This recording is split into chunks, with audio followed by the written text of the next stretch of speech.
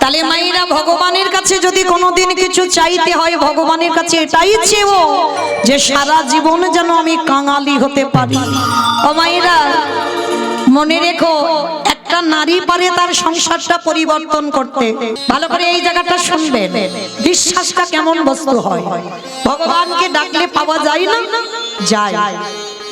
আজকে যখনই একটা একটা করে ছেলের মৃত্যু খবর পাচ্ছে অন্ধ ধৃতরাষ্ট্র, আর অন্ধ ধৃতরাষ্ট্র চোখে দেখতে পাই না, কিন্তু বাবা হৃদয়টা জ্বলে যাচ্ছে। কেন?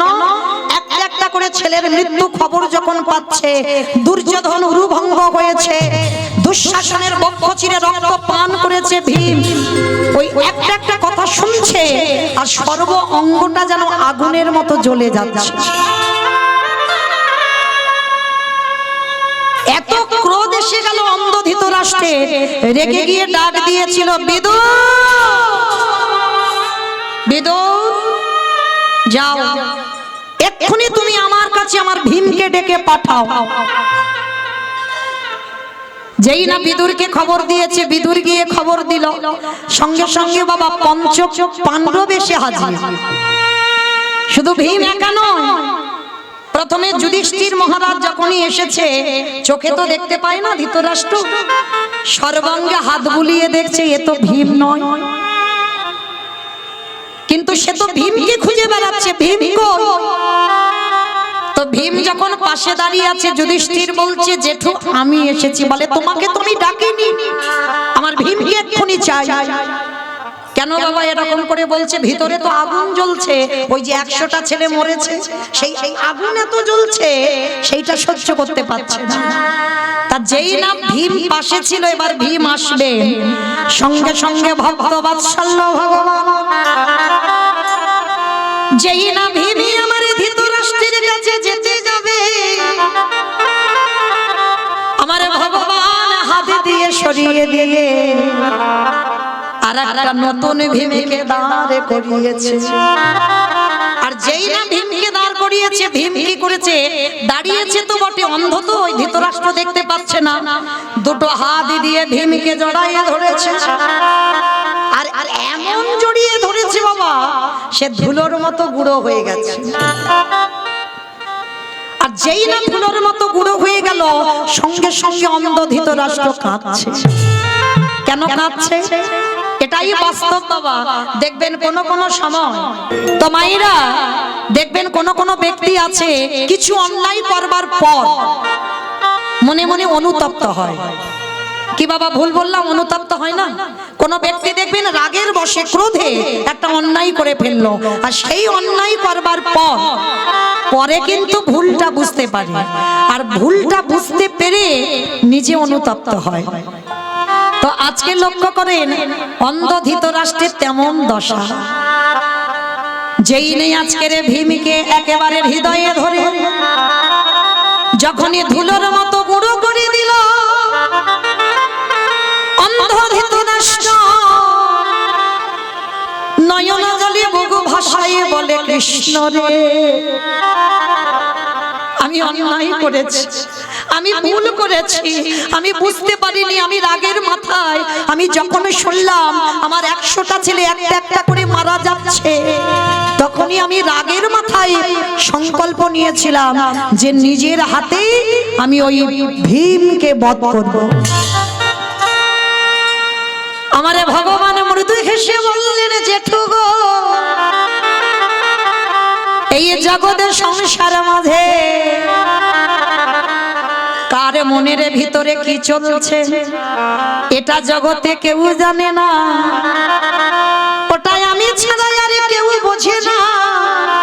ও জেঠু, কে বলেছে তোমায় তুমি ভীমকে মেরেছো? কখনো তুমি মারোনি। না কৃষ্ণ, আমি নিজের হাতে ওকে বুকে চেপে ধরে মেরেছি। বলে, দূর, ভীমকে মারোনি। দেখবে এইবার আসলে ভীমকে এনে দাঁড় করিয়েছে।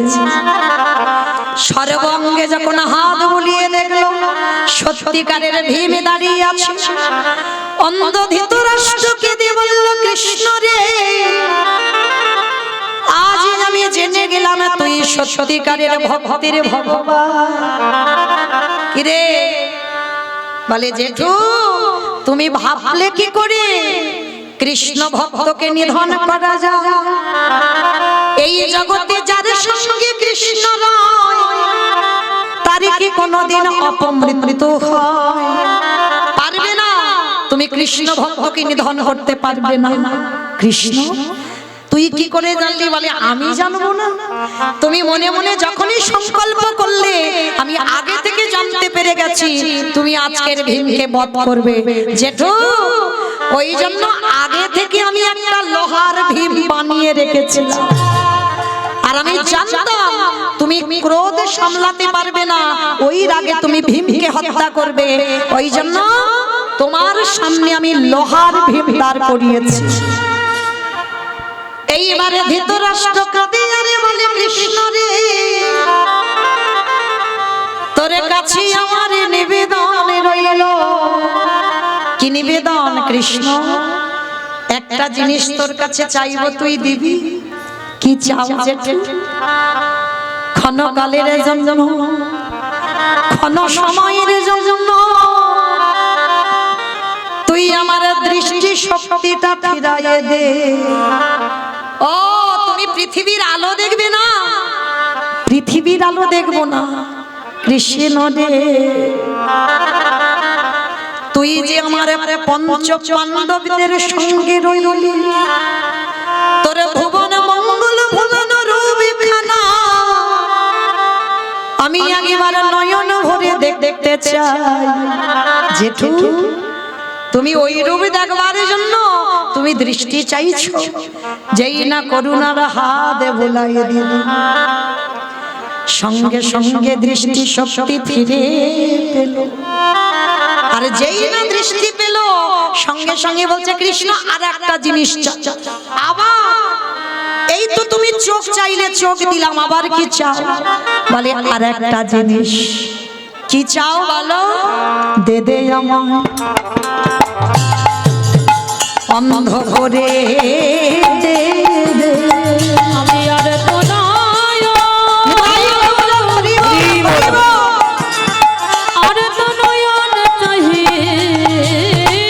না রে, দে দে অন্ধ করে দে রে। যেই না বলেছে আমায় অন্ধ করে দে, কৃষ্ণ বলছে জেঠু তুমি অন্ধ হবে কেন? ওরে কৃষ্ণ রে এই জগতের সংসারে মাঝে যে জনে আগেবারে কৃষ্ণ রূপে দেখে ফেলে তা তো বাচ্চিক জগতের আর কিছু দেখতে ভালো লাগে না। তাই তোর রূপে যখন আমি দেখে ফেললাম,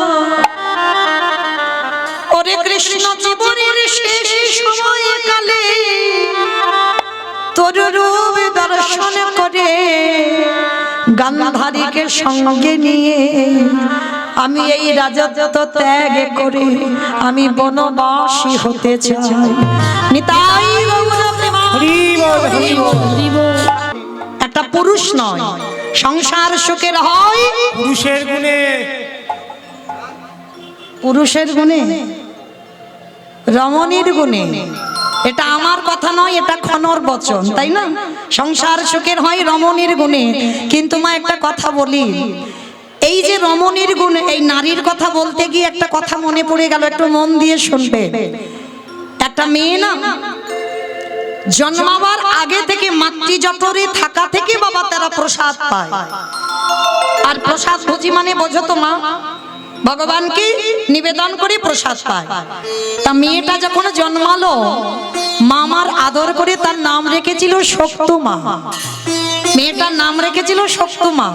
আর ছোটবেলা থেকে বাবা গীতা পাঠ, ভাগবত পাঠ, প্রসাদ সেবা এছাড়া মেয়েটা কিছু জানতো না। কিন্তু তার কপালটা এমনই একটা ছিল, ভগবান এমন করে দিল, বড় হবার পরে যে ঘরে বিয়ে দেওয়া হলো তারা বাবা একেবারে ঘোর নাচতে। প্রসাদ তো দূরের কথা, ভগবানের মানে নাম কীর্তন তো শোনে না, পুজো অর্চনা বাড়িতে হয় না, নিরামিষ আহার হয় না, সর্বদা আমিষ আহার। আর সর্বদা যেন একটা সংসারের মধ্যে তামসিক ভাব। কিন্তু সপ্তমা ছোটবেলা থেকে মা এমন করে তৈরি করেছে, শ্বশুর বাড়িতে গিয়ে এত কষ্ট, একটা দিনের জন্য কিন্তু বাপের বাড়ি বলেনি যে মা আমার এত কষ্ট। কেমন নারী দেখো। আর সেই মেয়েটা প্রতিদিন ওই নির্যাতনের মধ্যে থাকে, যে জন্ম থেকে প্রসাদ পায়, সে যদি শ্বশুর বাড়িতে গিয়ে বাবা ওই মাছ মাংস এগুলো পেতে হয়, তাহলে সেই মেয়েটার কত কষ্ট হয়।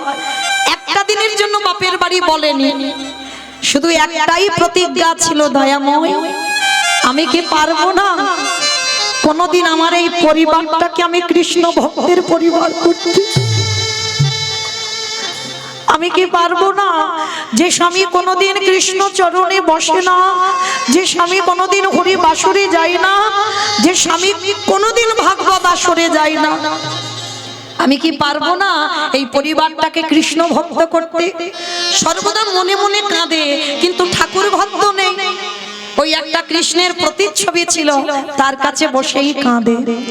কিন্তু জানো মা, একদিন হঠাৎ দুপুরবেলা বাসনগুলো মাজছে, আর হঠাৎ কতকগুলো বৈষ্ণব ঠাকুর ওই খোল করতাল বাজিয়ে বাজিয়ে বলে যাচ্ছে, শোনো শোনো, এক সপ্তাহ ওই পাশের গ্রামে ভাগবত হবে, যদি তোমরা কেউ পারো তো ভাগবত শুনতে এসো।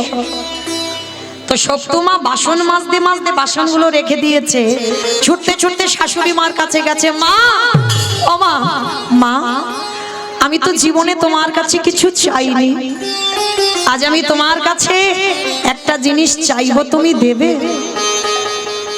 যেই না বলেছে একটা জিনিস চাইবো দেবে, শাশুড়ি মা তো সব সময় বাবা, সে শাশুড়ি নয় তো শাশুড়িয়ে দেয়। সব শাশুড়ি শাশুড়ি হয় না, এক একটা শাশুড়ি আছে বাবা কথাবার্তা এমন বলবে তোমার শ্বাস উড়ে চলে যাবে, তা সেরকম একজন শাশুড়ি। আর সপ্তমা সবে বিয়ে হয়েছে তো, আর সবে বিয়ে হলে মেয়েরা কেমন হয়, শাশুড়ি মার কাছে হাত জোড়ে করে বলছে, ও মামা পাশের গ্রামে ভাগবত হবে, একটু যাব শুনতে। সঙ্গে সঙ্গে শাশুড়ি মা রেগে গিয়ে বলে উঠলেন, অপদার্থ, এত বড় স্পর্ধা, তুই আমার ঘরের বউ হয়ে তুই কিনা রাতের অন্ধকারে ওই বাইরে যাবি ভাগবত শুনতে? আসুক ছেলে, এক্ষুনি আমি ছেলেকে বলবো, আর ছেলেকে বললে তোর ব্যবস্থা করবে। সঙ্গে সঙ্গে মা তো ছেলের কানে লাগালো, আর যখনই স্বামী, তো সে স্বামীও ছিল না, একেবারে আসামি, যেই না শুনেছে বউ যাবে ভাগবত শুনতে, সঙ্গে সঙ্গে ওই বেতের বাড়িটা নিয়ে বউকে বেতটা ঘা, দূর হয়ে যা, বেরিয়ে যা, দূর গিরিধর।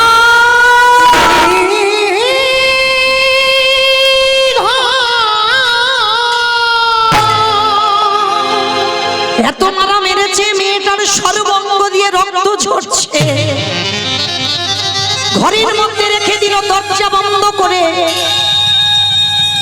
আর সপ্তমা বসে বসে কাঁদছে আর বলছে, গিরিধর ছোটবেলা থেকে তোমার নাম ভালোবেসেছি, ছোটবেলা থেকে তোমার এই ভাগবত পাঠ, গীতা পাঠ, এতেই আমার জন্ম, কিন্তু এমন ঘরে তুমি আমার সংসার করিয়ে দিলে যে বাড়িতে কৃষ্ণ নাম বলা যায় না, কৃষ্ণ নাম শোনাও যায় না।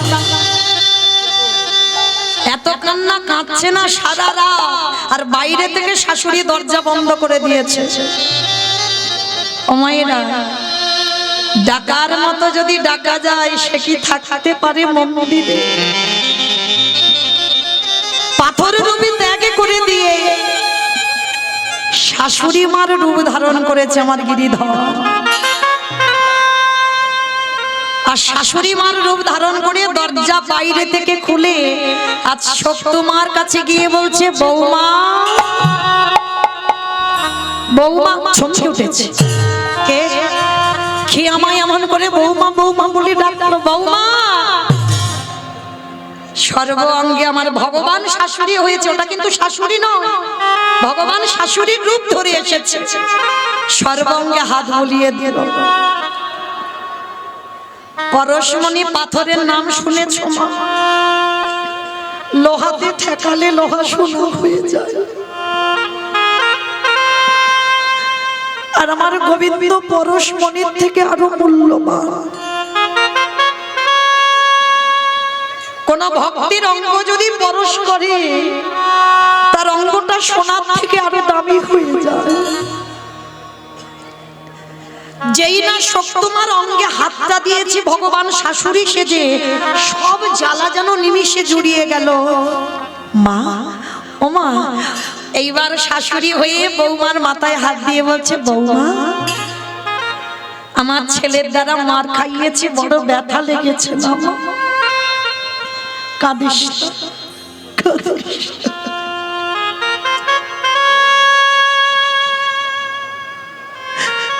যা, এতক্ষণে আমার ছেলে ঘুমিয়ে পড়েছে, আমি নিজে দরজা খুলে দিচ্ছি, যা তুই একটু ভাগবত শুনে আয়।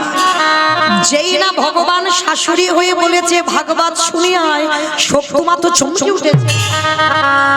মা, তুমি আমায় অনুমতি দিচ্ছ আমি ভাগবত শুনতে যাবো? হ্যাঁ দিচ্ছি। আমি ভুল করে বলে ফেলেছিলাম ছেলেকে, আর আমি এই ভুল করব না। যা মা, যা, তাড়াতাড়ি যা, ছেলে ততক্ষণে ঘুমাচ্ছে, ওর উঠতে উঠতে তুই ততক্ষণে চলে আসবি, যা। শাশুড়ি মার অনুমতি পেয়ে শক্তিমা চলে যাচ্ছে। আর শোন শোন বৌমা, ওই ফিরবার সময় আমার জন্য একটু প্রসাদী নিয়ে এসো। শক্তিমার মনে আনন্দ, আর ছুটতে ছুটতে ওই যেখানে ভাগবত হচ্ছিল ওই ভাগবত আসরে গেছে। আর যখনই ভাগবত আসরে গেছে, সারা রাত ভাগবত শুনেছে, সারা রাত নিত্য কীর্তন করেছে, আর সকালবেলা প্রসাদীটা নিয়ে বাড়িতে যাবে। আর ওদিকে আসল শাশুড়ির তো ঘুম ভেঙে গেছে ভোরের বেলা, আর ঘুম ভেঙে গিয়ে দেখে না বৌমার দরজা খোলা, আর বাইরের দরজা খোলা, বৌমা গেছে ভাগবত শুনতে। এইবার আছে কোথায়? শাশুড়ি মা তো রেগে বসে আছে দরজার ধারে, ছেলের কানে লাগিয়ে দিল, ছেলেও রেগে বসে আছে, বলে আসুক ওই বৌমা আজকের ঘরে, ওকে সারা জীবনের মতো ঘর থেকে বের করে দেব। আর শক্তিমা তো কিছু জানে না গো, সে তো জানে আমার শাশুড়ির অনুমতি নিয়ে এসেছে, কিন্তু শাশুড়ি যে ওটা নয় সেটা শক্তিমা জানে না। প্রসাদীটা হাতে করে নিয়ে ছুটতে ছুটতে, আর যেই না দরজাতে পা দিয়েছে শাশুড়ি মা বলে উঠলেন, দাঁড়া, তোর এত বড় স্পর্ধা, তুই আমার অনুমতি না নিয়ে আমার ছেলের আদেশ বিনা তুই গেলি কিনা ওই ভাগবত শুনতে? দেখাচ্ছি মজা তোর, দাঁড়া। মা, এটা তুমি কি বলছো? আমি ঘরে কাঁদছিলাম, তুমি আমার কাছে গিয়ে বললে যে জামা তুই ভাগবত শুনে আয়, তুমি আমার সর্ব অঙ্গে হাত বুলিয়ে দিলে, তুমি আমায় নিজে বললে প্রসাদ নিয়ে আসতে, আমি তো তোমার জন্য প্রসাদ নিয়ে এসেছি। বিশ্বাস করো মা, আমি মিথ্যা বলছি না, তুমি আমার অনুমতি দিয়েছো তারপরে আমি গেছি। তবে রে, এত বড় মিথ্যা কথা, দেখাচ্ছি মজা তোর, দাঁড়া। আবারও সকালবেলা বেতের বাড়ি নিয়ে বৌমাকে বেতটা ঘা, দূর হয়ে যা, বেরিয়ে যা, দূর গিরিধর।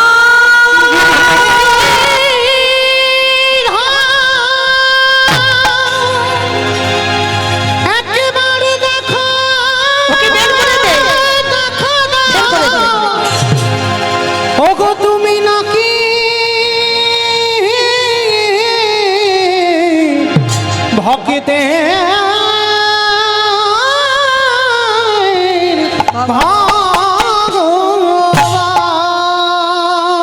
যেই না বললেন ওকে গলা ধাক্কা দিয়ে বের করে দে। ভক্ত বাৎসল্য ভগবান মন্দিরের ওই প্রতিচ্ছবির মধ্যে বসে আছে। কে বলেছে গো চিত্রপটে ভগবান থাকে না? শক্তিমাকে এতবার মারল, সর্ব অঙ্গ দিয়ে রক্ত ঝরছে। গিরিধর, তোমারে ভালোবাসলে যে এত কষ্ট পেতে হয় যদি জানতাম, আমি কোনোদিন তোমায় ভালোবাসতাম না। এত মারা মারলো, বাসি বাসি কাপড় পরে আছে কাচবে কে? এঠো বাসন পরে আছে মাজবে কে? ঘর বাড়ি পরিষ্কার করবে কে? ওদিকে আমার ভগবান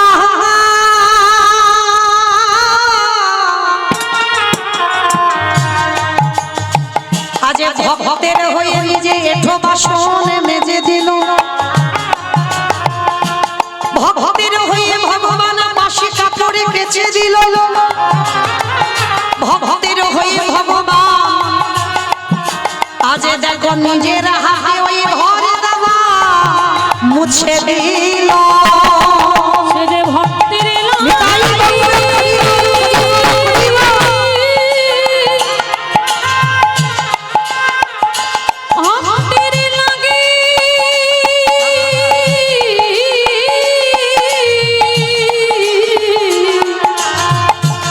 ভক্তের লাগি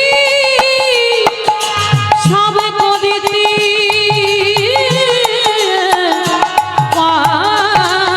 পারে। শাশুড়ি মা গিয়ে যেই না দেখা মাত্র সঙ্গে সঙ্গে চমকে উঠে কি আমার কল ধারে এত এঁঠো বাসন ছিল কে মেজে দিল, আমার বাসি কাপড়গুলোকে ছাদে পরিষ্কার করে ধুয়ে দিল, ঘর বাড়ি কে ঝাড়ু দিয়ে মুছে দিল। সঙ্গে সঙ্গে সব তোমার আর বুঝতে দেরি হলো না। গিরিধর আমি বুঝতে পেরেছি কাল রাত্রিবেলা তুমি আমার শাশুড়ি সেজে তুমি আমার অনুমতি দিয়েছো ভাগবত শুনতে যেতে, সেটা যদি সত্যি হয় তোমার চরণে আমার নিবেদন, একেবারে কৃপা করে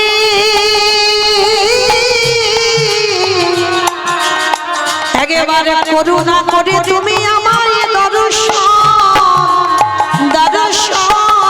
দাও হে। ওহে গিরি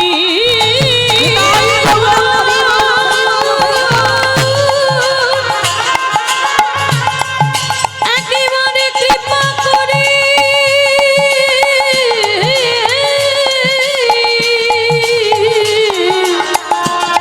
আমায় দর্শন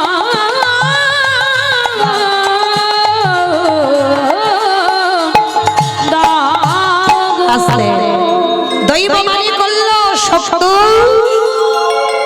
আজ আমি যাব তোর পাশে। শাশুড়ির স্বামী দাঁড়িয়ে আছে যাদের সেই নয়ন হয়নি, শুধুমাত্র বৌমার জন্য আমার ওই প্রতিচ্ছবি থাকতে পারলো না। আমার সপ্তমাকে বামে নিয়ে আমার গিরিধারী দাঁড়িয়ে আছে। শাশুড়ি মা স্বামী সাক্ষাতে দর্শন করলো, দর্শন করে ওই বৌমার চরণ দুখানা জড়িয়ে ধরে বলল ধন্য। এতদিন আমরা জানতাম ভগবানকে ডাকলে পাওয়া যায় না, কিন্তু আজ আমাদের চৈতন্য হয়ে গেল। আজ থেকে আমরা কেউ ভগবানের চরণ সেবা করব না। আজ থেকে বৌমা আমি তোমার চরণ ভজন করব। নিতাই গৌর প্রেমানন্দে হরি বল, হরি বল। তাহলে মায়েরা আপনারা দেখেন আমার সেই চৈতন্য মহাপ্রভু জগৎবাসীকে শিক্ষা দিলেন, ওরে জগৎ ভগবানের চরণে যদি বিশ্বাস রাখা যায় অবশ্যই ভগবত কৃপা লাভ হয়। মায়েরা বেশিক্ষণ নয়, আর আধ ঘন্টা বা 45 মিনিট এইটুকু শুনবেন।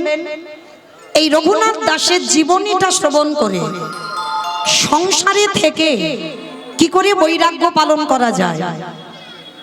মহাপ্রভু আস্তে আস্তে আস্তে কথা নয়, এবার একটু শান্ত হয়ে যাও, খুব চঞ্চল, খুব গন্ডগোল, হ্যাঁ একটু শান্ত না হলে কীর্তন হয় না গো।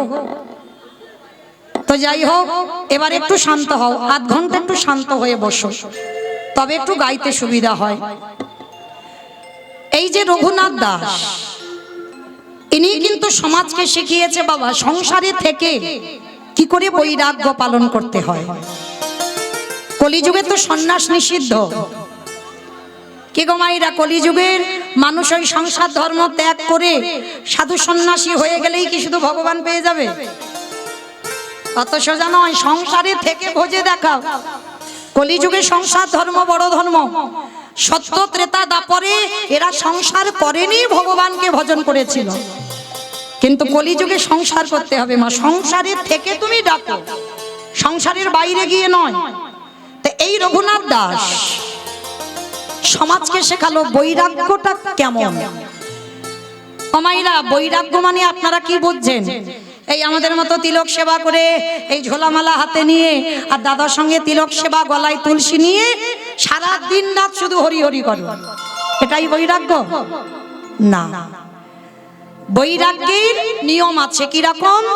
যেদিন বাবা তুমি তোমার সমস্ত ইন্দ্রিয়গুলো, দেহের 10 ইন্দ্রিয়, 5টা জ্ঞানেন্দ্রিয়, 5টা কর্মেন্দ্রিয়, এই যে 10 ইন্দ্রিয় তুমি যখন নিজে থেকে সংযমী হবে, নিজে থেকে গুটিয়ে নিতে শিখবে, মানে 10টা ইন্দ্রিয় বাবা কেউ যেন ঊর্ধ্বমুখী না হয়, সব যেন নিম্নমুখী হয়।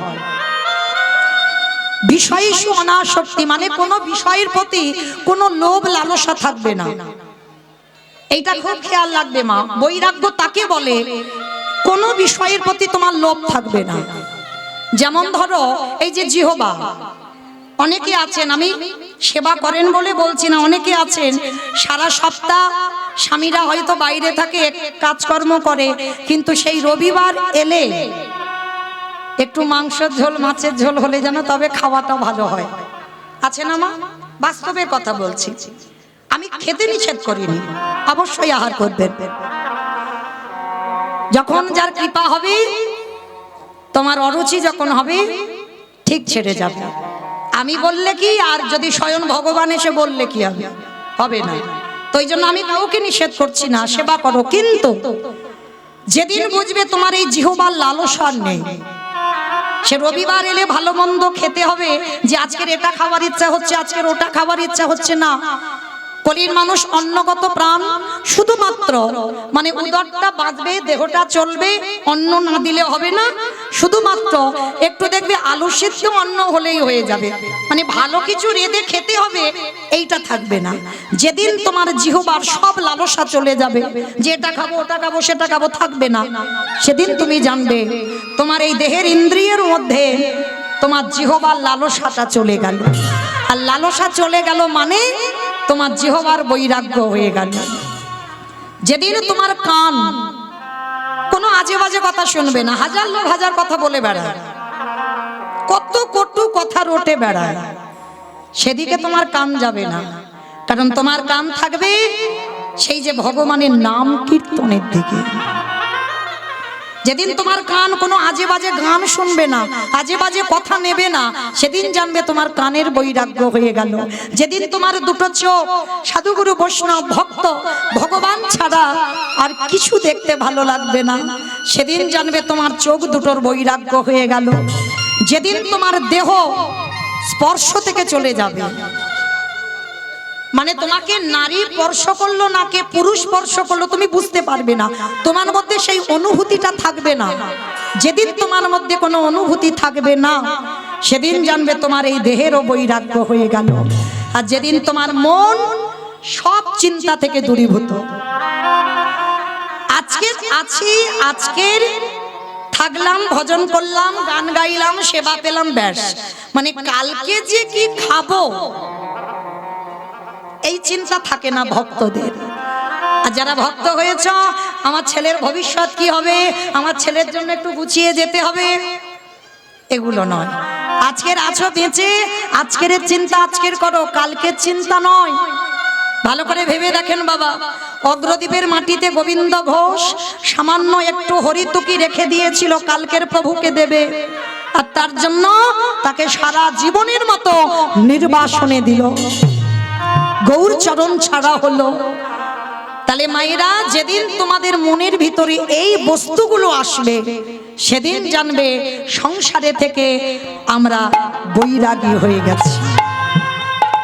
তো আজকে এই রঘুনাথ দাস জন্ম নিয়েছিল কোথায়? হুগলি জেলায় আদি সপ্তগ্রাম। ভালো করে মনে রেখো মা, এই হুগলি জেলায় শুধু বাবা তারকেশ্বরের মন্দির নয়, হুগলি জেলায় অবিরাম ঠাকুরের শ্রীপাঠ নয়, এই হুগলি জেলায় ষোড়শ গোস্বামীর মধ্যে এক গোস্বামী রঘুনাথ দাস গোস্বামীর জন্ম হয়েছিল। বাবা ছিল গোবর্ধন দাস, জ্যাঠামশাই ছিল হিরণ্য দাস। তা এই বাবা জ্যাঠা দুজন এদের এমন জুটি ছিল মা, ঠিক রামের কথা বললে যেমন লক্ষণের কথা এসে যায়। এই যেমন রাম লক্ষণ ভরত শত্রুঘ্ন, দেখবে কেউ যদি মুখস্থ নাও করে রামের পরে কিন্তু লক্ষণ এসে যায়, যদি কেউ নাও মনে রাখে এসে যাবে। কেন? ওদের ভাইয়ে ভাবি জুটিটা এইরকম ছিল। তো যাই হোক, এই হিরণ্য দাস আর গোবর্ধন দাস এরা ছিল দুই ভাই। আর এদের দুই ভাইয়ের হিরণ্য দাস সংসার করেনি, গোবর্ধন দাসের সংসারে এই রঘুনাথ দাস জন্ম নিয়েছিল। কিন্তু জানো মা, রঘুনাথ অনেক সাধনার সন্তান, বহু বছর গোবর্ধন দাসের সন্তান ছিল না। অনেকে আছে না মা, একটা সন্তানের জন্য 7 ঠাকুরের কাছে মানত করে, করে কি না? আমি হরিবাসরে দাঁড়িয়ে একটা জায়গার নাম বলে যাব, আমার বিশ্বাস যদি তোমার ভজন সাধন সঠিক হয়, একনিষ্ঠ ভাবে যদি তাকে ডাকতে পারো, একটা জায়গায় গেলে তুমি সন্তান কোলে পাবে। জায়গাটা হলো উত্তরপ্রদেশ, রাধা কুণ্ডের তীর, বৃন্দাবন। যদি সন্তানের জন্য 7 ঠাকুরের কাছে কেঁদেও যদি সন্তান না পাও, আমার বিশ্বাস হরিবাসরে দাঁড়িয়ে আমি গ্যারান্টি দিলাম চলে যাবে রাধা কুণ্ডের তীরে। আর রাধা কুণ্ডের তীরে বাবা প্রতি বছর স্নান যোগ হয়। ওই স্নান যোগে স্নান করে রাধারানীর কাছে আঁচলটা পেতে আরতি জানাবেন, রাধে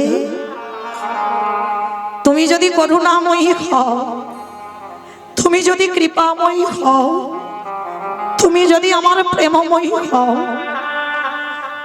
শুধুমাত্র আমার জন্য নয়, আমার বংশে রাধে তোমার সেবা করবার জন্য আমার বংশে একটা প্রদীপ পাঠিও। এইভাবে যদি কেউ ভিখারির মতো আঁচল পেতে আমার রাধারানীর কাছে চাইতে পারে, আসবেই আসবে বাবা তার কোল আলো কোলে আমার প্রাণ গোবিন্দ কাউকে পাঠাবে, বিশ্বাস। তো এই রঘুনাথ দাস, এনারই জন্ম হয়েছিল আমার রাধারানীর কাছে রাধাকুণ্ডের তীরে গিয়ে মানত করে। কিন্তু মায়েরা, রাধারানীর পাঠানো সন্তান, সে সন্তান কেমন হবে মা? এই জড় জগতের মতো সন্তান হবে কি গো মা? আমরা তো চাইতে জানি না গো। বললে হবে এখনকার সমাজে একটা নেতাজি হয় না কেন, একটা বিবেকানন্দ হয় না কেন, একটা রবীন্দ্রনাথ হয় না কেন? কারণ আমরা তো চাইতে জানি না। আমি আমার মায়েদের কথা বলছি, আমিও একটা নারী। আমরা কোনোদিন স্বামীর কাছে চেয়েছি, স্বামী আমার একটা কৃষ্ণ বলা সন্তান দাও? বারের জ্ঞান নেই, সময়ের জ্ঞান নেই, তিথির জ্ঞান নেই, কোনো কিছুর জ্ঞান নেই। জানি না বাবা কি করে সাধনা করে স্বামীর কাছে পুত্র সন্তান চাইব। তাহলে তুমি চাইতে তো আগে শিখবে, তারপরে তো তুমি একটা কৃষ্ণ ভক্ত সন্তানের মা হবে। আর তুমি যদি সারা জীবন চাইতে না শিখলে, তাহলে তুমি কি করে একটা ভক্তের মা হবে? এইগুলো শেখাতে হয়, এগুলো জানতে হয়। যদি বলেন বাবা এটা আমার কথা নয়, আমি বলছি না, আমার একটা কথা বিশ্বাস করতে হবে না, কিন্তু গ্রন্থ জানো, কশ্যপ মুনি নামে এক মুনি ছিল, ভালো করে শুনবেন। এই কশ্যপ মুনি 17টা স্ত্রী ছিল, একটা নয় দুটো নয়, 17টা স্ত্রী। আর 17টা স্ত্রীর মধ্যে মাত্র 4টে ছিল পাডরানী, দিতি, অদিতি, কদ্রু, বিনতা। ভালো করে শুনে নাও মা, কেন আমরা ভালো ছেলের মা হতে পারি না? কেন আমাদের ছেলেগুলো অসৎ হয়? কেন ছেলেগুলো অসৎ পথে যায়? শুনে নাও। তো এই 4 জন রানী, দিতি, অদিতি, কদ্রু, বিনতা, 4 জন রানীকে রেখে কশ্যপ মুনি তপস্যায় গিয়েছিল 12 বৎসর। আর 12 বৎসর যখন তপস্যা করছিল, 4টে রানী ঘরে বসে বসে কান্নাকাটি বাঁধিয়ে দিয়েছে। কেন কাঁদছে? দেখবেন মা, একটা নারী জীবনে যদি সব সুখ থাকে, যদি একটা সুখ না থাকে, সে সারা জীবন কাঁদে। বলো তো কি? মোবাইল, সন্তানের সুখ, এটা লাগে না। ও তুমি রাজরানী করে রাখলেও জনম দুঃখী মাকে কাঁদতে হয়। ভালো করে বিচার করে দেখেন মা, কশ্যপ মুনি ফিরে এসে 4 জন রানীকে ডেকেছে, বড় রানী মেজো রানী, সেজ রানী, ছোট রানী, এদিকে এসো। কি হয়েছে তোমাদের? টাকা পয়সা ঘর বাড়ির কিছু অভাব রাখিনি, চারজনে কাঁদছো কেন বসে বসে? তোমরা জানো তোমরা যদি কাঁদো আমার 12 বছর তপস্যা বিফল হয়ে যাচ্ছে। স্বামী, আমরা এমনি এমনি কাঁদছি না, আমরা চারজনে সন্তানের মা হতে চাই। বাহ, এই আশা। ঠিক আছে যাও, তবে শোনো, আমি তো যোগী পুরুষ, আমি সাধক, আমি কারোর ঔরসজাত সন্তান দিতে পারবো না। আমার আশীর্বাদে তোমরা চারজনে মা হবে। চারজন স্নান করে এসেছে। প্রথমে বড় রানীকে ডেকেছে। বড় রানী ছিল অদিতি। ডাক দিয়েছে, বড় রানী এদিকে এসো, বলো তুমি কেমন সন্তান চাও? বড় রানী বলে উঠল, স্বামী, সন্তান যদি দিতে হয় আমার এমন সন্তান দিও যে সন্তানের জন্য যেন আমার জগৎ জোড়ার নাম ডাক হয়।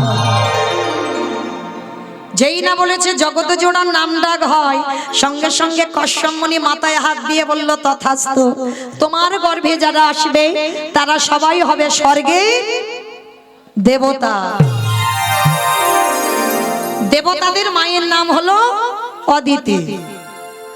তাহলে বড় রানী হয়ে গেল। মেজো রানী এদিকে এসো।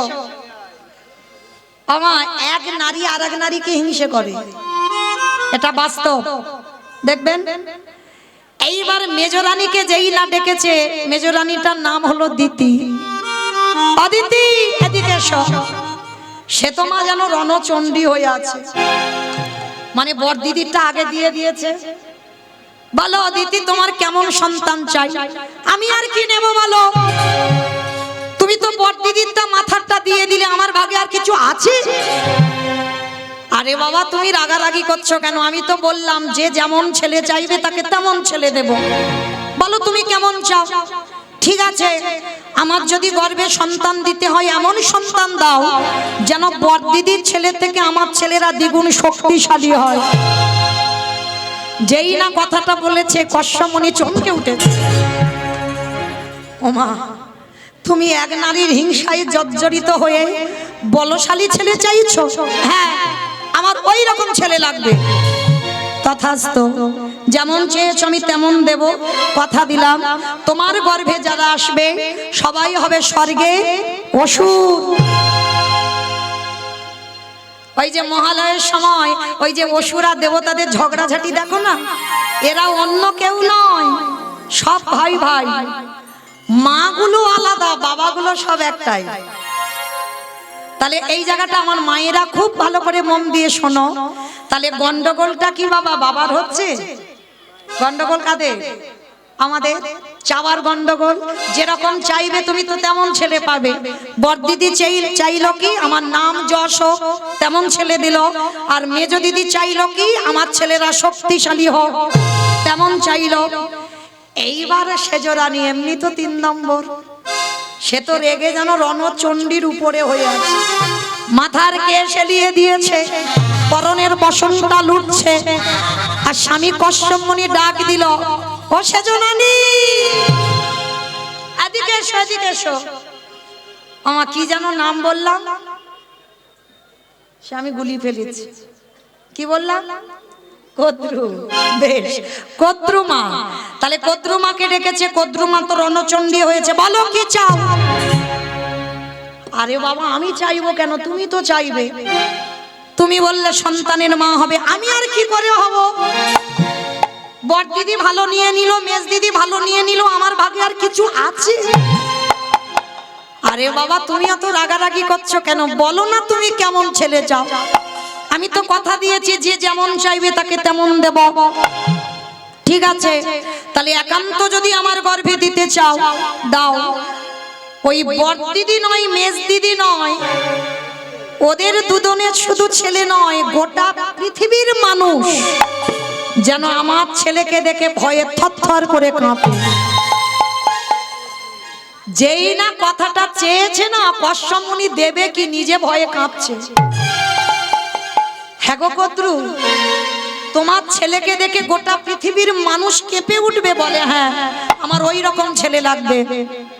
বেশ, কথা দিলাম তোমার গর্ভে যারা আসবে তারা কেউ সাধারণ নয়, যারা যারা তোমার গর্ভে আসবে তারা সবাই হবে বিষধর। কে গো? সাপ। পৃথিবীতে যত রকমের সাপ আছে, আর সাপকে দেখে কে না ভয় পায়? পৃথিবী সবাই কাঁপে না, ভয় পায় না? তাহলে কদ্রুমার গর্ভে যারা এলো, পৃথিবীর যত রকমের সাপ ওই কদ্রু মায়ের গর্ভে। তাহলে বড় রানী, সেজ রানী, মেজ রানী হয়ে গেল, মানে 3 নম্বর হয়ে গেল। এইবার ছোট রানীটা যেন কি বললাম, কি বললাম? বিনতা। এইবারটা শোনো, ছোটটার নাম হচ্ছে বিনতা। আর দেখবেন অনেকের একটু আদর করে নাম ছোট করে ডাকে না, যেমন আমার নাম মৌমিতা, আমার মা আদর করে মৌ বলে ডাকে, ছোট করে। এগুলো আদরের নাম, স্নেহের নাম, ভালোবাসার নাম। তো যাই হোক, এই স্বামী বিনতাকে বিনতা বলে না, ছোট করে ডাকে, অবিন এদিকে এসো। এ কি তোমার চোখে জল, তুমি কাঁদছো? ও বুঝেছি, তোমার বড় দিদি, মেজ দিদি, শেষ দিদি নিয়ে নিল, আর তোমার ভাগে কিছু নেই, ওই জন্য কাঁদছো? না স্বামী, আমি ওই জন্য কাঁদিনি তো।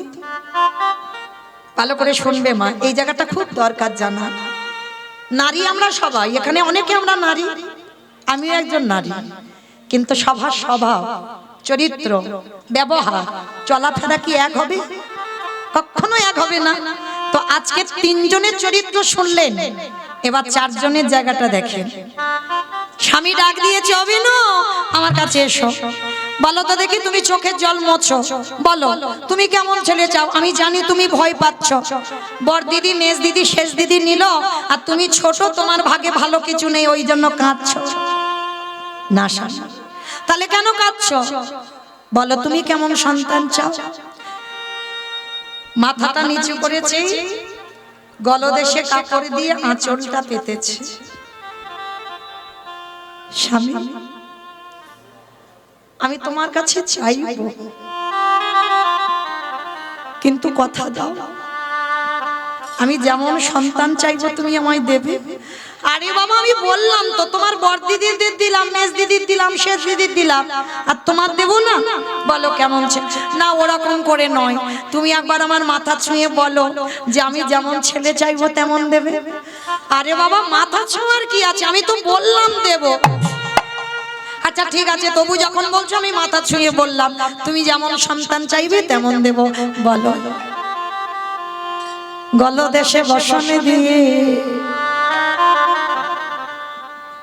স্বামীর চরণে প্রণাম করে চাওয়াটা দেখেন। আগে 3 জন চেয়েছে, আর এর চাওয়াটা দেখেন। আঁচলটা স্বামীর চরণে পেতে দিয়ে বলল, স্বামী গো, তোমার কাছে আমি বড় দিদির মতো সন্তান চাই না, মেজ দিদির মতো সন্তান চাই না, ওই সেজ দিদির মতো সন্তান চাই না। সত্যি যদি আমাকে কিছু দিতে চাও, আমার গর্ভে তুমি একটাই সন্তান দিও। তবে মনে রেখো, যে সন্তানে তুমি আমার গর্ভে দান করবে, যেদিন আমার নিদানের সময় হবে, যেদিন আমার চাচা জানা বাসির দুনিয়া নিয়ে যাবে, তুমি এমন সন্তান আমার গর্ভে দান করো, সে যেন কৃষ্ণ কৃষ্ণ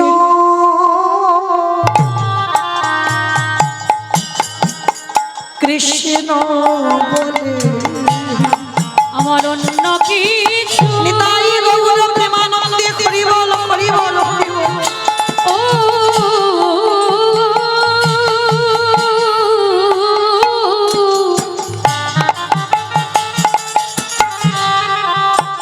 অন্য কিছু চাহি না গো, সে যেন কৃষ্ণ কৃষ্ণ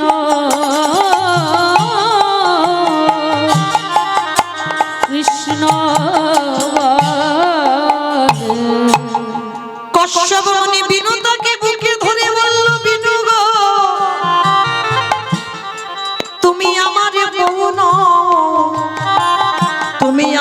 স্ত্রীও নও, তুমি হলো আমার সাধন ভজনের অর্ধাঙ্গিনী, তুমি হলে আমার সহধর্মিণী,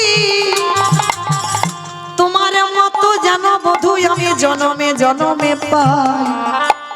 শোনো, তোমার গর্ভে আমি বেশি নয়, তোমার গর্ভে আমি দুটো ছেলে দিলাম, একটা সন্তান হবে অরুণ পাখি, যেটা হবে বাবা সূর্যদেবের বাহন অরুণ পাখি, আর আরেকটা সন্তান হয়েছিল গরুড় পাখি।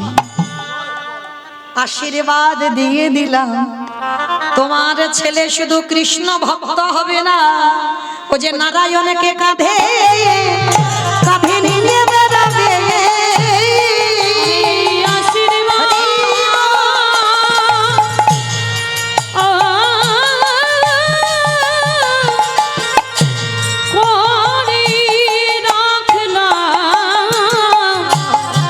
নারায়ণকে কাঁধে করে বেড়াবে।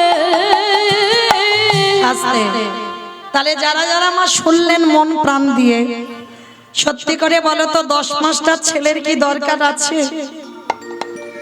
একটা ছেলে যদি ছেলের মতো ছেলে হয়, তবে এই কৃষ্ণ ভক্ত জগতে বড় দুর্লভ। ভগবানের কাছে প্রার্থনা করবে যেন আমার কৃষ্ণ বলা পাখি হয়। তো আজকে লীলাতে বাবা গোবর্ধন দাস আর হিরণ্য দাস, এরা বাবা জ্যাঠা রাধা কুণ্ডের তীরে মানত করে আমার রঘুনাথ দাসকে পেয়েছিল। কিন্তু জানো মা, রঘুনাথ ছোটবেলা থেকে বৈরাগ্য ভাব, সর্বদা কৃষ্ণ নামে ভেসে থাকে। যেখানে বাবা রাস্তা দিয়ে যদি কোনোদিন ওই সাধুগুরু বৈষ্ণব দেখে, ওই রঘুনাথ কি করে, ওই ঘর থেকে ছুটে পালায় তাদের সঙ্গে। আবার দাঁড়ি প্রহরীরা আবার ছেলেকে ধরে নিয়ে বাড়িতে আসে। এইভাবে চলতে চলতে রঘুনাথের বয়স দাঁড়ালো 5 বছর। এবার 5 বছরের ছেলেকে তো আগেকার দিনে বাবা গুরু আশ্রমে পাঠানো হতো, এখনকার দিনে বাবা যেমন স্কুলে যাতায়াত করে তখনকার দিনে নয়। তখনকার দিনে গুরু আশ্রমে থেকে পড়াশোনা হতো। এখন যেমন আমরা ওই বোর্ডিং এ রাখি না ছেলে মেয়েদের, ঠিক ওই রকমই ব্যবস্থা ছিল।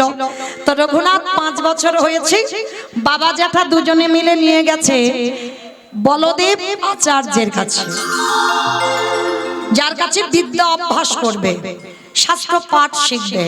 তা যেই না রঘুনাথকে নিয়ে গেছে বাবা, বলদেব আচার্য বলে উঠলেন, শোনো হিরণ্য, শোনো গোবর্ধন, বাবা ভালোই ভালোই বলছি, তোমাদের বড় লোকেদের ছেলের একটু খামখেয়ালি স্বভাব, ওকে আমি এখানে রাখতে পারবো না, তোমরা ভালোই ভালোই বলছি ওকে নিয়ে বাড়িতে যাও। কখন বলতে কি করে ফেলবে বাবা, আমি ওকে সামলাতে পারবো না।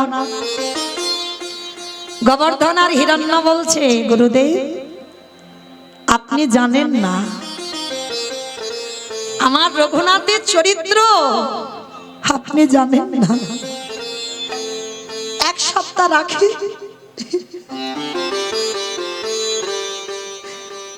1 সপ্তাহ রাত্রি বুঝতে পারবে আমার রঘুনাথ কেমন ছেলে। তবে শোনো বাবু, 1 সপ্তাহকে আমি রাখবো, কিন্তু তারপরে যদি দেখি ও ছেলে বেয়ারা ছেলে, বেয়াদব, কথাবার্তা শোনে না, আমি কিন্তু তোমার বাড়িতে রেখে আসবো। বলে ঠিক আছে। অমাইরা রঘুনাথকে আশ্রমে রেখে এলো বলদেব আচার্যের চরণে। আর বলদেব আচার্য ভাগবত পাঠ করে। আর শুধু তো ওই রঘুনাথ একা নয়, রঘুনাথের বয়সী আরো ছেলেরা আছে পাঠশালায়, সবাই ভাগবত আসরে বসেছে আর গুরুদেব পাঠ করছে। অমাইরা সমস্ত পড়ুয়ারা পিছনে বসে কত গল্প গুজব করছে, কত হাসি ঠাট্টা খেলাধুলা করছে। আর ওই ছোট্ট রঘুনাথ একেবারে গুরুদেবের সামনে বসেছে। গুরুদেবের সামনে বসে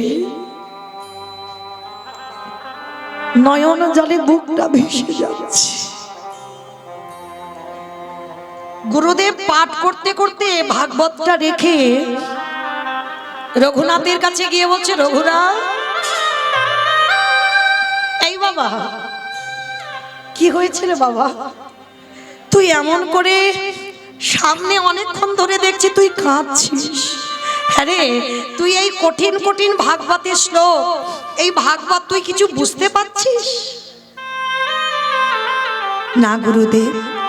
তা হ্যাঁ রে, বুঝতে পারছিস না, তুই ওরম পাগলের মতো ও বুঝেছি, বাবা মার জন্য মন খারাপ হচ্ছে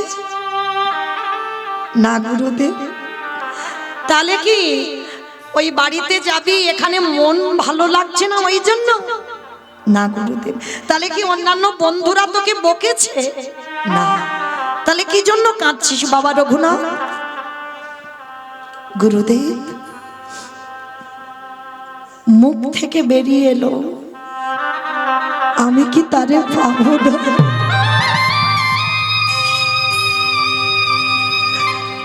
বলো না গুরুদেব, আমি কি তারে পাবো না? কার কথা বলছিস বাবা তুই? এইটুকু বয়সে কাকে পাবার কথা বলছিস? গুরুদেব বলো না, আমি কি কোনোদিন কৃষ্ণ চরণ পাবো না? গুরুদেব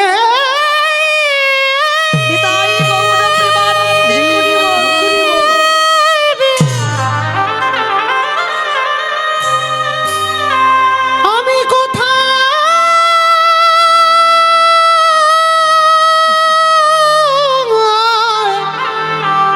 গেলে কৃষ্ণ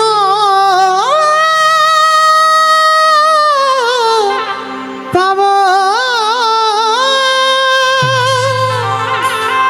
গুরুদেব রঘুনাথকে বুকে জড়িয়ে ধরে বলল, রঘুনাথ, রঘুনাথ, এইটুকু বয়সে তুই কৃষ্ণ পাওয়ার জন্য কাঁদছিস? ধন্য আমি গুরুদেব, আমি তোর মাথায় হাত দিয়ে আশীর্বাদ দিলাম বাবা, তোর কৃষ্ণ কৃপা হোক। আমি বললাম তুই কৃষ্ণ চরণ পাবি। পড়াশোনা শেষ করে বাড়িতে ফিরল রঘুনাথ, কিন্তু বাড়িতে ফিরলে কি হবে মা? পোশাক কি জানো? জমিদারের ছেলে। আহার কি করে জানো না? যারা ভক্তির পদ অবলম্বন করে বাবা, তাদের নিদ্রা অল্প, আহারও অল্প। 24 ঘন্টায় একবার রঘুনাথ আহার করে, খিদে থাকে না তার, সর্বদাই একটাই খিদে, মা আমি কি কৃষ্ণ চরণ পাবো না? কৃষ্ণ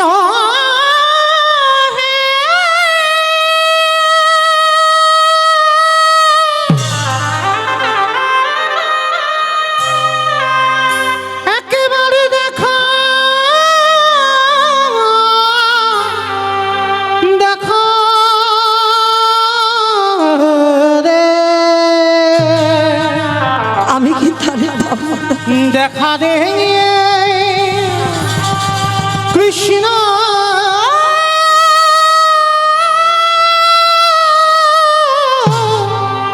রে। 24 ঘন্টায় একবার আহার আর পরনে একটা বহির্বাস। জমিদারের ছেলে, যে যার বাবা জ্যাঠার মাসে 12 লক্ষ স্বর্ণ মুদ্রা আয়, শুধু নবাবকে কর দিত 8 লক্ষ স্বর্ণ মুদ্রা। এই জায়গাটা বাবা অনুভব করবেন, ক টাকা ব্যাংকে আছে আমাদের, কত জায়গা জমি সম্পত্তি আছে আমাদের। যে রঘুনাথ জমিদারের ছেলে, সেই জমিদারি ত্যাগ করে তার জমিদারির উপরে এতটুকু লোভ নেই, শুধু তার মুখে একটা কথা, আমি কি তারে পাবো না? আমি কোথায় গেলে কৃষ্ণ পাবো? তোমরা কেউ আমায় বলে দাও, যদি রাস্তা দিয়ে কোনো তিলক সেবা করা ভক্ত যায়, রঘুনাথ ঘর ছেড়ে পাগলের মতো তার পিছনে চলে যায়। সাধু সঙ্গ করতে ভালোবাসে, ভক্ত সঙ্গ করতে ভালোবাসে, কিন্তু জমিদারিতে ওটা হয় না। দাঁড়িরা প্রহরীরা রঘুনাথকে ধরে আনে। তা রঘুনাথ যখন একটু বড় হয়েছে, হিরণ্য দাস গোবর্ধন দাস রেগে গেল। অপদার্থ, এত করে বলি, এত করে বকি, তবু ছেলে শোনে না। সারাদিন না কৃষ্ণ কোথায়, কৃষ্ণ কোথায়। ও ছেলেকে বন্দি করতে হবে। এই প্রহরী, যা ওই ছেলেকে কারাগারে বন্দি কর। আগেকার দিনে জমিদার যেমন প্রহ্লাদের বাবা হিরণ্যকশিপুর প্রহ্লাদকে কারাগারে 3 রাত বন্দি করে রেখেছিল।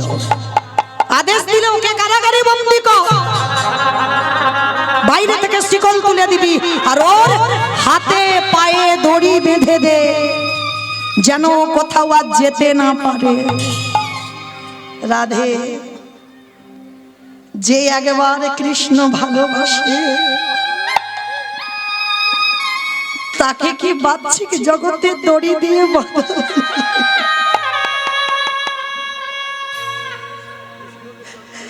কৃষ্ণ চরণে যে একবার আত্মসমর্পণ করে দেয়, তার বাহ্যিক জগতের কোনো দড়িতে আর কেউ বাঁধতে পারে না। রঘুনাথকে যখন দড়ি দিয়ে বেঁধে দিল না, রঘুনাথ হেসে উঠল। ঠিক করেছো, ঠিক করেছো বাবা, ঠিক করেছো।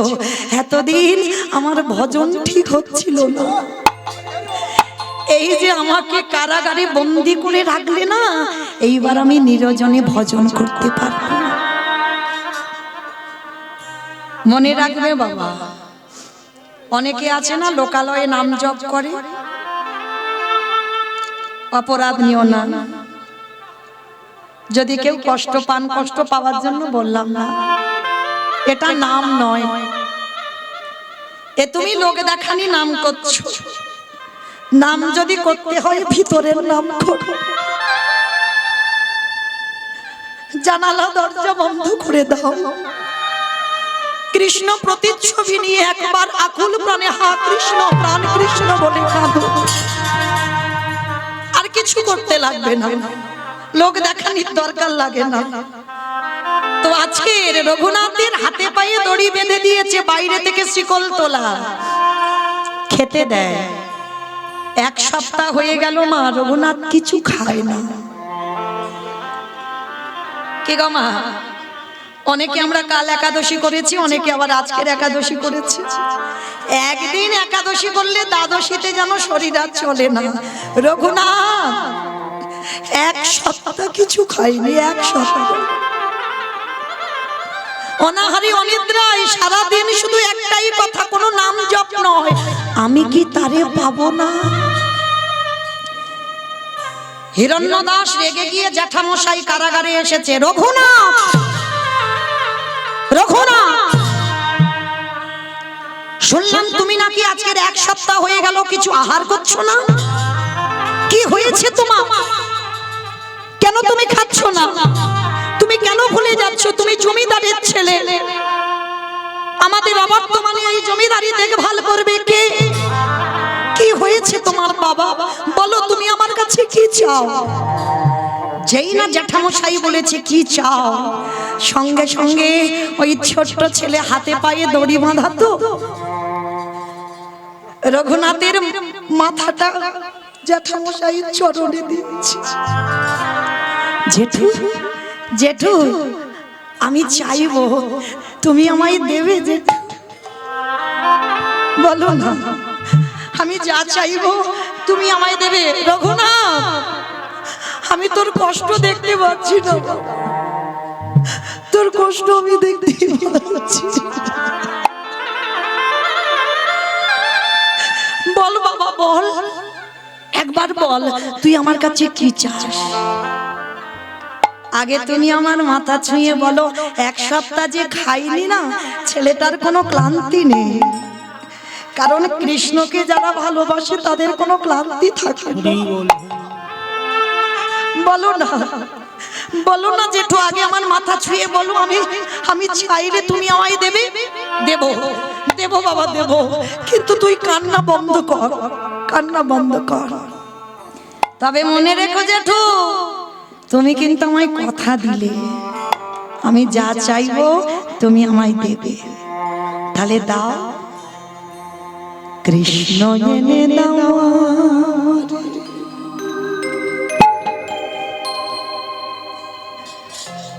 কৃষ্ণ এনে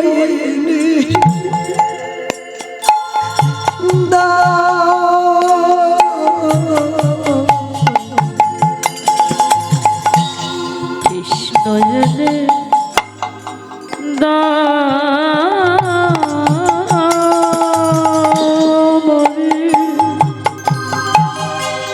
কৃষ্ণ এনে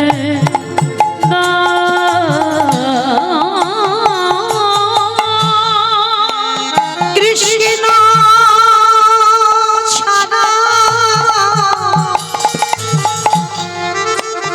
আমার প্রাণে বাঁচে না।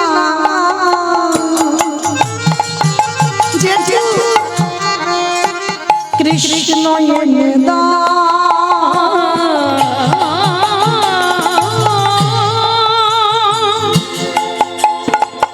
কৃষ্ণ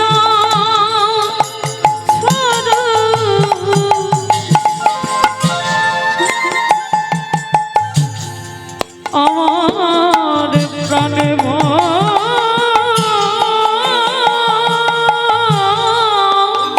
না। কৃষ্ণ এনে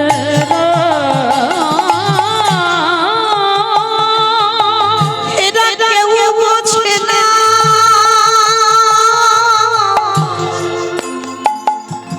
আমার মনে কথা জেঠু বলে আমি তারে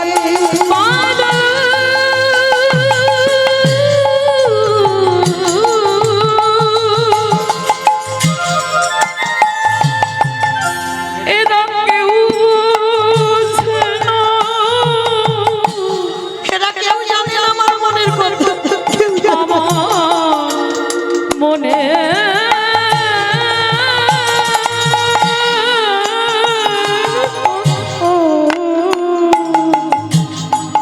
বলবো আমি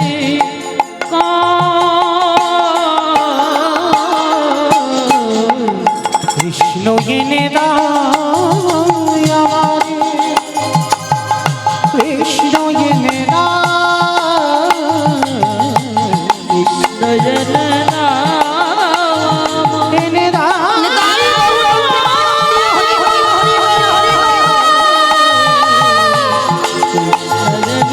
কৃষ্ণ এনে দাও, কৃষ্ণ এনে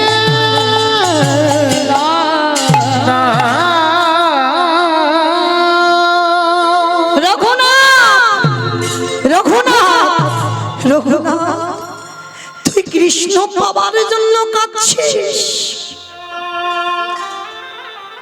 খবর পেল গুরুদেব বলদেব আচার্য, সেই বলদেব আচার্য ছুটে এলো রঘুনাথের কাছে। রঘুনাথ, কৃষ্ণ বলে কাঁদলে কৃষ্ণ পাবি না বাবা, কাঁদতে যদি হয় গৌর বলে কাঁদ। কারণ রাধা কৃষ্ণ একাত্মা দুই দেহ ধরি অনন্য বিলাসীর শাশ্বতন করি, এই দুই ভাব এবে চৈতন্য গোসাই ভাব রসাস্বাদিতে দোহে একোটা। কৃষ্ণ বলে কাঁদলে কৃষ্ণ পাবি না, কারণ সেই রাধা কৃষ্ণ একাত্মা হয়ে কলিতে গৌর হয়েছে। গৌর বলে কাঁদ। গুরুদেব, গৌর বলে কাঁদবো, কোথায় পাবো গৌর? চলে যা নদীয়ার মাটিতে। কথাটা শোনার সঙ্গে বাবা জ্যাঠাকে সঙ্গে নিয়ে রঘুনাথ নবদ্বীপে গেল। কেমন ভাগ্য দেখো, নবদ্বীপে গিয়ে রঘুনাথ খবর পেল আমার নিমাই 24 বছর বয়সে সন্ন্যাস নিল। আভাগা যেদিকে যায় সাগর শুকায় যায়। এতদিন কৃষ্ণ বলে কেঁদেছিল, কৃষ্ণ তো পেলই না। যখন জানলো সেই কৃষ্ণ গৌর, গৌরকে পাবার জন্য নদিয়ায় গেল, আর গিয়ে দেখলো নিমাই 24 বছর বয়সে সন্ন্যাস। ফিরে এলো বাবা জ্যাঠার সঙ্গে। কিছুদিন পর খবর পেল শান্তিপুরে অদ্বৈত আচার্যের ঘরে আমার নিমাই এসেছে। আর তখনকার দিনে এরা তো নবাব ছিল, রাজরাজা, এদের কানে আগে খবরটা যেত। যখন গোবর্ধন আর হিরণ্য খবর পেল যে নিমাই ফিরেছে শান্তিপুরে অদ্বৈত আচার্যের ঘরে, সঙ্গে সঙ্গে বাবা ওই ছেলে রঘুনাথের হাতটা ধরে ছুটে গেল শান্তিপুরে। প্রভু আমার নর্তন কীর্তনে বিভোর, রসে তনু ঢর ঢর গৌর কিশোর বড়, রসে তনু ঢার ঢার গৌর কিশোর বড়, রসে তনু ঢর আমার গোনারি হে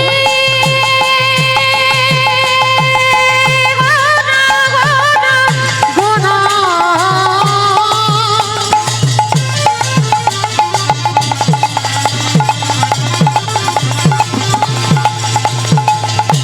আমার গোরা নিতাই গৌর হরি বল।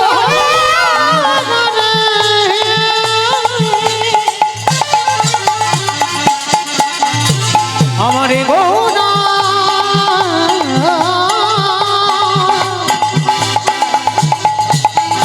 আমার গোনা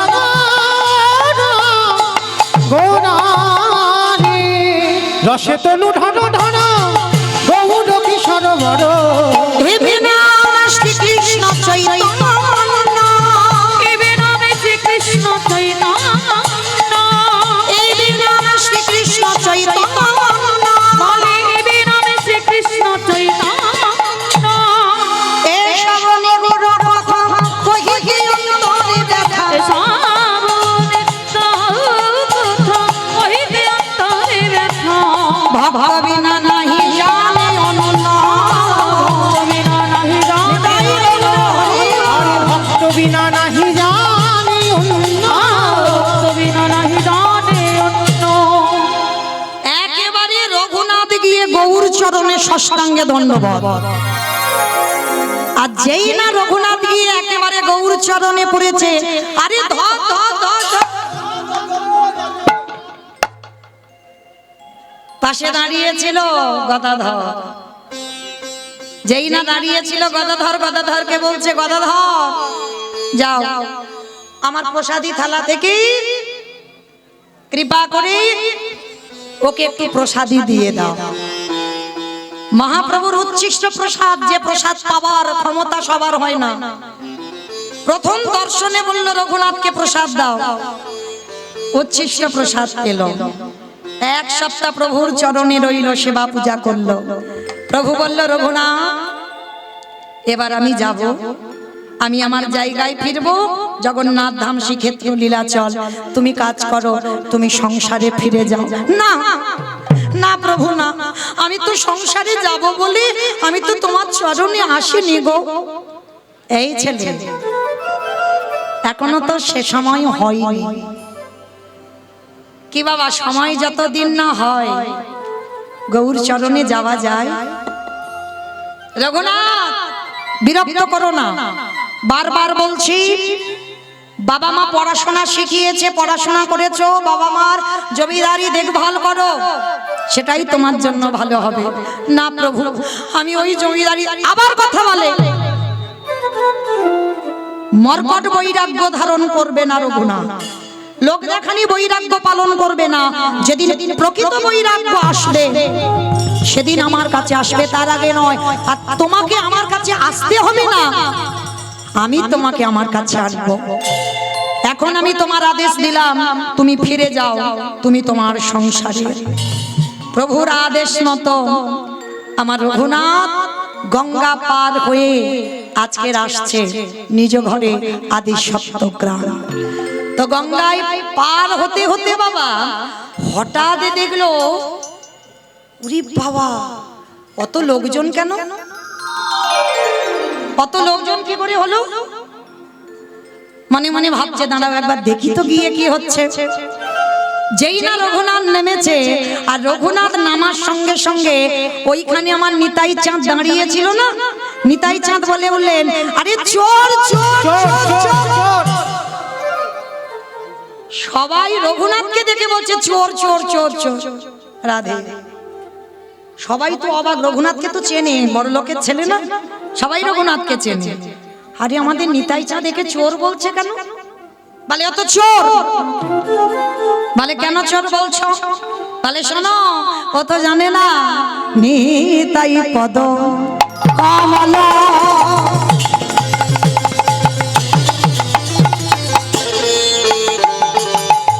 কোটি চন্দ্র সুশীতলা নিতাই পদ কমলা কোটি চন্দ্র সুশীতল যে ছায়া জগত জুড়া ছায়া দে ছায়া জগত জুড়া। বলি হেন নিতাই বীরে রে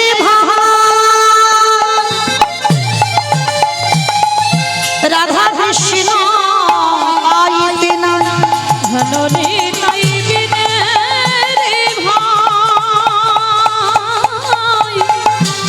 রাধা কৃষ্ণ আইতে নাই। ভগদীর করি ভজ নিতাইয়ের পাই, তোমরা দৃঢ় করে ধরনে তায়ের পা। বলি ভজ ভজ আমার নিতাই ভজ অগণিতাই ভজিলি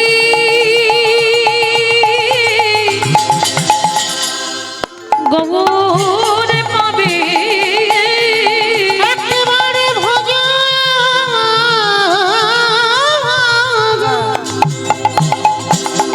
নিতাই ভজ। বলি গোগুরে ভজলে ব্রজে যাবে, ভজ ভজ নিতাই ভজ বলি ব্রজে গেলে যুগল সেবা বাড়বে, ভজ ভজ নিতাই ভজ যুগল সেবা বাড়বে। ভজ নিতাই ভজ রাই রঘুনাথ হরি হরি বল। নিতাই ভজ ভজ ভজ নিতাই ভজ।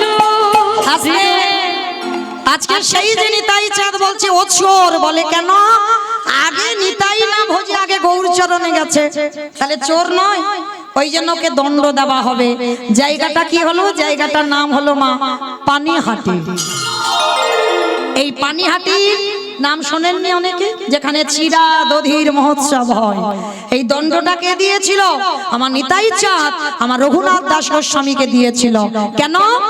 এই যে আগে আমার নিতাই না ভোজে আগে গৌরচরণে গেছে, যার জন্য নিতাই চাঁদ বলল দণ্ড দেওয়া হবে। কি না, এই পানিহাটির মেলাতে যত যত ভক্ত আছে সবাইকে চিড়ে দধি খাওয়াতে হবে। এইবার চিড়ে দধির ব্যবস্থা করা হলো। হিরণ্য দাস গোবর্ধন দাস এসে পানিহাটির মেলাতে যত যত ভক্ত চিড়ে দুধ দই মিষ্টি সবাইকে খাইয়ে দিল। এইবার রঘুনাথ ঘরে ফিরল। ঘরে ফিরে বড় হলো মা, দেখাশোনা করে রঘুনাথ বিয়ের দিনক্ষণ স্থির হলো। বিয়ে দেওয়া হলো, যার নাম হলো রত্নাবতী মা। বিয়ের দিন গেল, পরের দিন কাল রাত্রি ফুলসজ্জার দিন। প্রতিটা নারী স্বামীর কাছে চায়, কিন্তু রঘুনাথ ফুলসজ্জার দিন স্ত্রীর কাছে হাত পেতে চাইল। কি চেয়েছিল? চিরজনমের মতো এই রাত্রিবেলা আমাকে বিদায় দাও। বিদায়? কোথায় যাবে? আমি যেতে চাই কৃষ্ণ চরণ পাবার লালসায়। সেই রাতের অন্ধকারে মা রত্নাবতী চিরজনমের মতো স্বামীকে ত্যাগ করল। কিন্তু ত্যাগ করার আগে একটাই কথা বলল, সারা জীবনের মতো আমি তোমাকে ত্যাগ করলাম বটে, যদি কোনোদিন কৃষ্ণ সনে দেখা হয় তোমার রত্নাবতী তোমার জন্য বসে রইল, তোমার রত্নাবতীর নামটা তার চরণে দিয়ে দিও। সেই রত্নাবতীকে ফেলে রঘুনাথ গেল জগন্নাথ ধাম পুরী ধাম। প্রথম রঘুনাথ বৃন্দাবন যায়নি, জগন্নাথ ধামে গেল। আর জগন্নাথ ধামে যখন গেল, পরের দিন সকালবেলা বাবা জ্যাঠা খবর পেল রঘুনাথ পুরী ধামে চলে গেছে, আর সংসারে ফিরবে না। আর পরের দিন থেকে ওই বস্ত্র অর্থ সব ওই হুগলি জেলা থেকে পুরী ধামে যায়, আর রঘুনাথ গরিব ভিখারিদের দান করে। রাধে রাধে। কিন্তু মহাপ্রভুর এগুলো পছন্দ নয়। কেন? রঘুনাথ, তোমার বাবা জ্যাঠার আছে বলে, তোমার বাবা জ্যাঠার অহংকার, তারা অন্ন দান করে, তারা বস্ত্র দান করে, তারা অর্থ দান করে। কিন্তু রঘুনাথ, আমি চাই না তুমি আমার ভক্ত হয়ে তুমি ওই বিষয়ের বস্তু নিয়ে তুমি দান করো। পরের দিন রঘুনাথ বাবা জ্যাঠাকে খবর পাঠালো, বাবা তোমরা কিছু আর পাঠাবে না। পাঠালো না।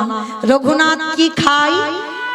ওই পুরী ধামে নগরে নগরে ভিক্ষা করে যা পায় নিজে রান্না করে প্রসাদ পায়। সেটাও আমার মহাপ্রভুর পছন্দ নয়। রঘুনাথ যে ভিক্ষা করে খাবে এটা প্রভুর পছন্দ নয়, সেটাও বন্ধ করে দিল। তাহলে কি খাবে? যারা পুরী ধামে গেছেন, আনন্দ বাজার নিশ্চয়ই দেখেছেন, মন্দিরের ভিতরে যেখানে প্রসাদী বিক্রি হয়, ওই আনন্দ বাজারে রঘুনাথ বসে থাকে। আর ওই যেগুলো বেশি হয় যদি কেউ কৃপা করে রঘুনাথকে দেয়। এটাও আমার গৌর হরির পছন্দ নয়। স্বরূপ দামোদরকে দ্বারা খবর পাঠালো, রঘুনাথকে গিয়ে বলো ও যে অযাচিত ভাবে কারোর কাছ থেকে কিছু চেয়ে খাবে, পছন্দ নয়। তাহলে কি করবে মা? আনন্দ বাজারে বসে রইল, কেউ দিচ্ছে তাও পছন্দ নয়।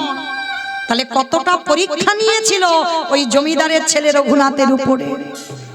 শেষে দিন চলছে কি করে, এক সপ্তাহ কিছু খাইনি রঘুনাথ।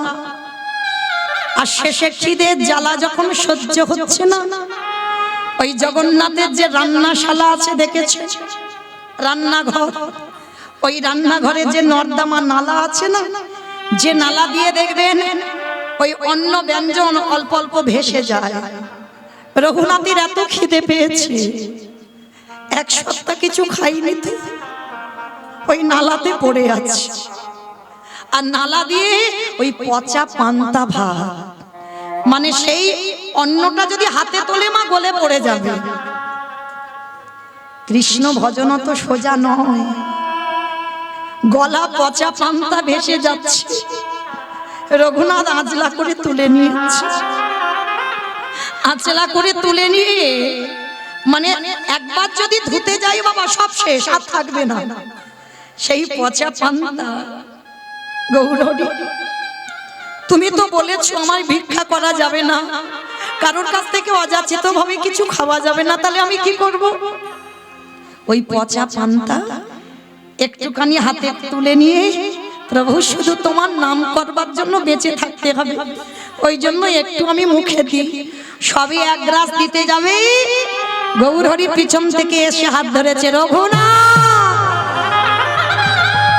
রঘুনাথ, রঘুনাথ, একা খাচ্ছিস, দিবি না? আমার একটু দে না বাবা। না না গৌর হরি, এ তো পচা গলা পান্তা ভাত, আর এই পচা গলা আমি তোমাকে দেবো কি করে? চুপ চুপ, একটা কথা, প্রসাদ কোনদিন পচে?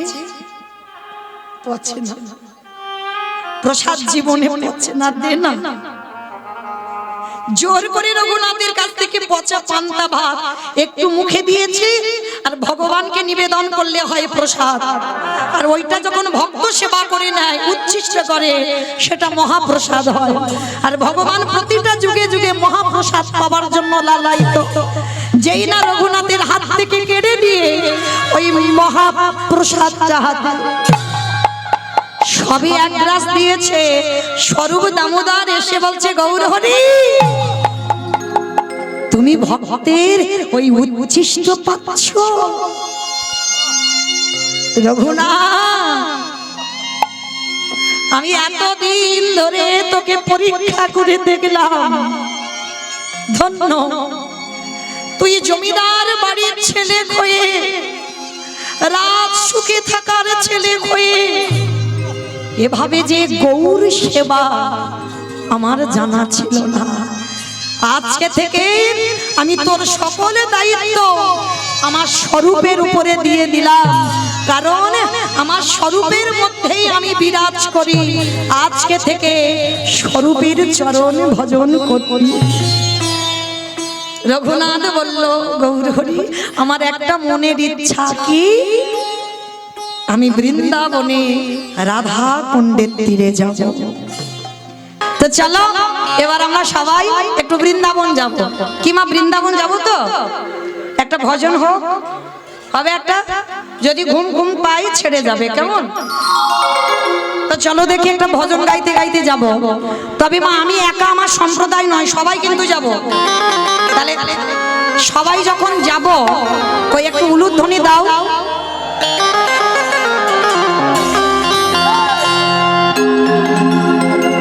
ও রাধে মে গোস্বামী मैं हूँ राधे तेरो दास।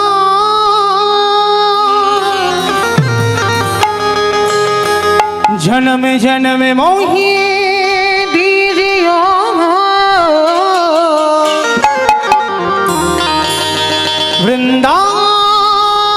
वृंदावन में वास। जय राधे श्री राधे, जय श्री कृष्ण बोलो जय राधे। जय राधे श्री राधे, जय श्री कृष्ण बोलो जय राधे। जय राधे श्री राधे, जय श्री कृष्ण बोलो जय राधे। जय राधे श्री राधे, जय श्री कृष्ण बोलो जय राधे। नाम मेरी राधा रानी का हो, नाम मेरी राधा रानी का, जिस जिसने गाया है ओ बाके बिहारी ने उसे अपना बनाया है। ओ बाकी बिहारी ने इसे अपना बनाया है। जय राधे श्री राधे, जय श्री कृष्ण बोलो जय राधे। जय राधे श्री राधे। আস্তে আমা, আমি আর আমার সম্প্রদায় যাচ্ছি, আর কেউ যাচ্ছি না। শরীর টানে না। কই দেখি সবাই, কই আমার সঙ্গে দেখি হাত দুটো তোলো দেখি। খেয়ে দিয়ে এসেছো তো? খেয়ে দিয়ে এসেছো? কই হাত দুটো তোলো এবার দেখি সবাই একসঙ্গে, তালে তালে। কই আমার দাদা नाम ভাই, मेरी राधा সবাই रानी का हो, नाम मेरी राधा रानी का, जिस जिसने गाया है ओ बाके बिहारी ने उसे अपना बनाया है। ओ बाके बिहारी ने उसे अपना बनाया है। ओ जय राधे श्री राधे, जय श्री कृष्ण बोलो जय নিতাই গৌর राधे। হরি বল হরি। श्री राधे, जय श्री कृष्ण बोलो जय राधे। श्री राधे श्री राधे श्री राधे श्री আস্তে আমা, কই হাত গুলো, কই রাধে নাম একবার বলবে না? তোলো দেখি সবাই, আজকে শেষ দিনে অন্তত রাধা নামটা জপ করো সবাই একসঙ্গে। শ্রী রাধে শ্রী রাধে শ্রী রাধে। श्री राधे श्री राधे श्री राधे श्री राधे श्री राधे श्री राधे श्री राधे श्री राधे श्री राधे श्री राधे श्री राधे श्री राधे श्री राधे श्री राधे श्री राधे श्री राधे श्री राधे श्री राधे राधे राधे নিতাই গৌর হরি বল। जय राधे श्री राधे, जय श्री कृष्ण बोलो जय राधे। जय राधे श्री राधे, जय श्री कृष्ण बोलो जय राधे। ओ जय श्री कृष्ण बोलो जय राधे। ओ जय श्री कृष्ण बोलो जय राधे। ओ जय श्री कृष्ण बोलो। जय श्री कृष्ण बोलो जय राधे। प्रेम से बोलो राधे তারা জেনেছে, তারা বুঝেছে বাবা এটা কলিযুগ। আর এই কলিযুগে যাগযজ্ঞ নয়, ব্রত পূজা নয়, ধ্যান তপস্যা নয়,